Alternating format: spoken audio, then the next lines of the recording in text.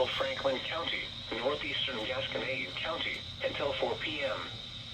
At 3:16 p.m., a severe thunderstorm was located near Drake, or 12 miles southwest of New Haven, moving northeast at 5 miles per hour. Expected hazards include 60 miles per hour wind gusts and small hail. This is a radar-indicated threat.